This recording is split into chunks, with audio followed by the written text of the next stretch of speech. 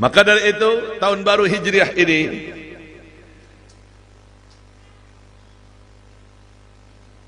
jadikan tahun baru yang sangat mulia.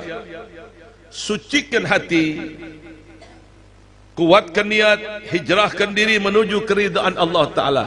Kita harus berusaha untuk merubah diri kita. Ingat, Allah tidak akan pernah mengubah nasib seseorang kecuali orang itu yang mengubah nasibnya sendiri. Allah tidak akan merubah nasib seseorang kecuali pian sendiri yang merubah nasibnya. Mau jadi orang baik, rubah diri pian nasibnya menjadi orang baik. Dengan perubahan itu Allah akan ikut andil memberikan keridhaan terhadap hambanya. Dengan perubahan niat yang ada pada diri pian, niat itu Allah Ta'ala akan berikan kekuatan yang sangat besar pada diri pian. Jadi dibutuhkan usaha, karena rahmat wal barakat ini tidak akan mungkin turun dari alam gaib kalau kita tidak mau usaha di muka bumi ini. Lam tanzil barakah min alam al-ghaib illa fi harakah bi alam syahadah.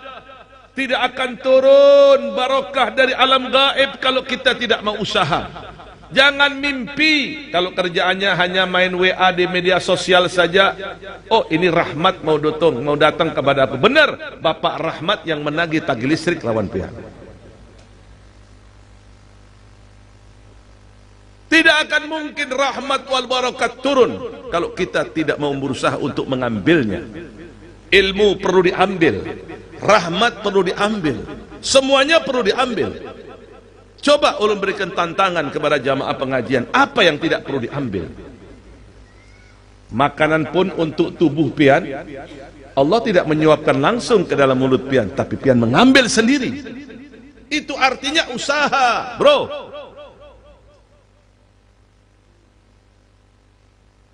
Tanpa usaha nggak bisa. Bukankah Allah Ta'ala telah berikan solusi yang terbaik tentang hal ini?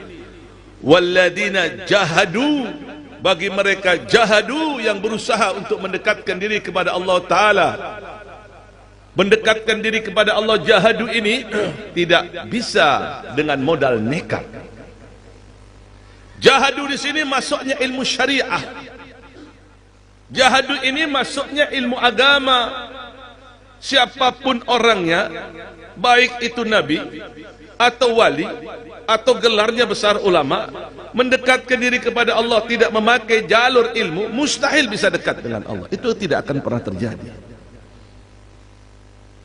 Nabi Muhammad, nabi yang sangat agung.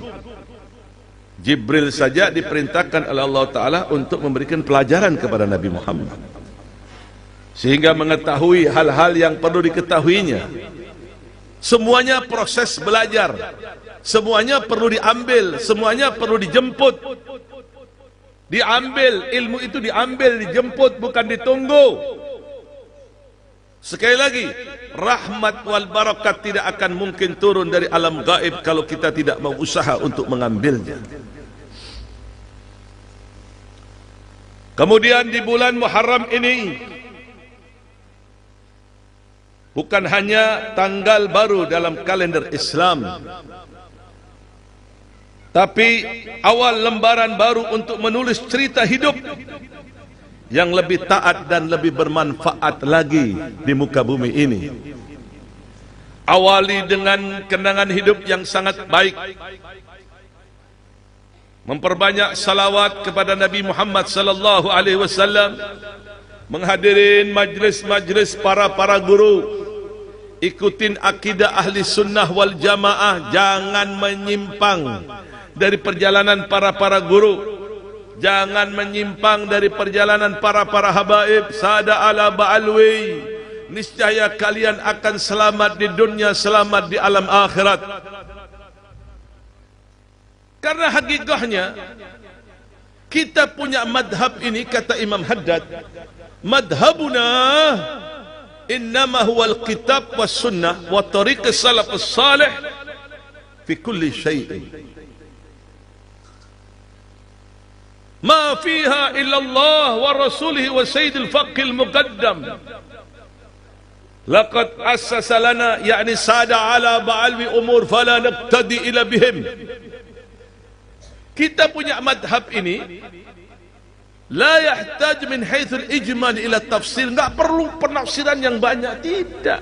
Innama huwal kitab Al-Quran dan sunnah Nabi, dan mengikuti jejak-jejak orang-orang saleh, para guru, karena mereka adalah orang-orang yang telah diberikan kehususiaan oleh Allah, mereka orang-orang yang telah dibuka mata hatinya oleh Allah, mereka yang telah diberikan kehususiaan oleh Allah Ta'ala. Ma fiha illallah wa rasulihi wa sayyidil faqil muqaddam. Aku tidak mengikuti tuntunan kecuali tuntunan dari Allah, dari Rasulnya, dan mengikuti jejak faqil muqaddam. Wa tariqul faqri ma hajatuna illa minhu. Tarikat yang lain ini kami tidak butuh, karena kami mengikuti tarikatnya para sesepuh kami. Laqad assasalana ya'ni sada ala ba'alwi umur fala naqtadi ila bihim. Karena para habaib sada ala ba'alwi ini telah meletakkan pondasi dengan benar, dan kami tidak ikut kecuali apa yang telah diajarkan oleh mereka. Lihat bagaimana Tuan Guru sekumpul yang mengikuti tarikahnya Sada ala Ba'alwi, diangkat derajatnya oleh Allah, dimuliakan oleh Allah pada waktu hidupnya, demikian juga beliau pada waktu wafatnya dimuliakan, karomatnya masih ada, pengaruhnya masih ada, ajarannya masih ada.